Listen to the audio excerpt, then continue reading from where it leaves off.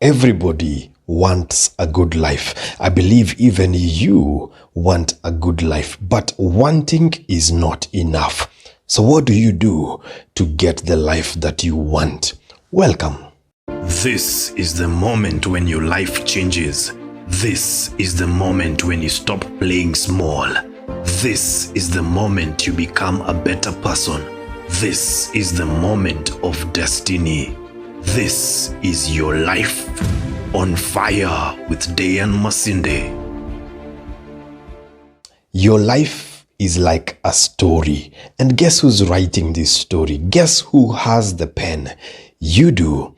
And the best way to write a story is to decide how you want it to end. How do you want your life story to end? This story of your life that you are writing, how do you want it to end? Which is why it is important for you to look at the finish line. How do you want your life to conclude? What legacy do you want to leave behind? What do you want people to say when your name is mentioned? Many years from now, when your grandchildren, your great-grandchildren are being told about you, what do you want them to be told? Many years from now, when you have aged, how do you want your story to be told? So once you decide that, then it informs what you need to do between now and getting there.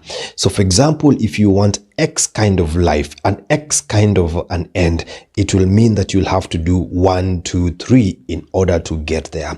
So if you're going to plan your life, plan backwards. Decide the ending and then you plan backwards. Even as a parent, plan backwards. What kind of a life do you want to give to your children? Do you want to raise well-behaved, well-educated, well-cultured, intelligent, emotionally mature children? Then plan backwards. Since that is the end that you want, what do you need to do from now to get them there? If you are desiring to be financially strong, if that's the kind of an ending that you want, if that is the kind of goal that you're looking for, that you want to be financially secure and you want to be thriving financially, then that's the goal. Now plan backwards. You are here. If your present state, you are deep in debt, you are not financially okay, you are struggling, you're not earning well, that's where you're at. But that's not where you're always going to be. So now you plan backwards. This is the end that I want to have. Even in your relationship, your marriage, you plan backwards. Together with your partner, you sit down and be like, this is the kind of a family that we want to have, the kind of marriage you want to have.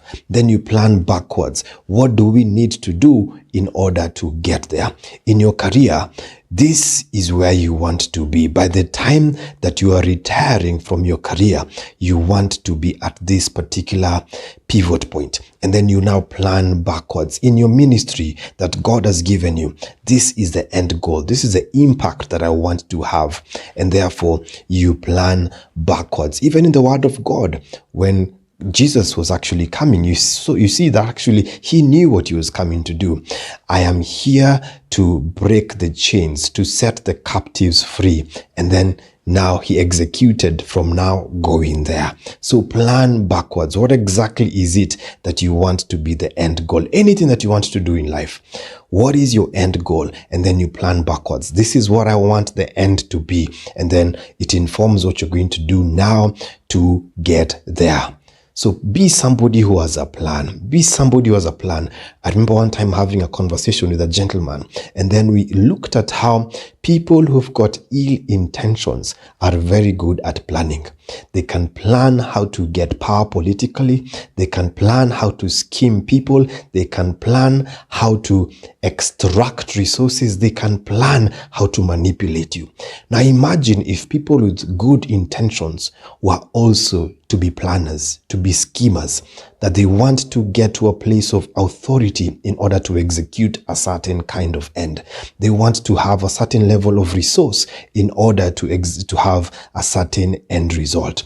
So planning should not just be for the people who are scheming for evil. It should also be for them with good intentions. Please don't let things just flow as they are.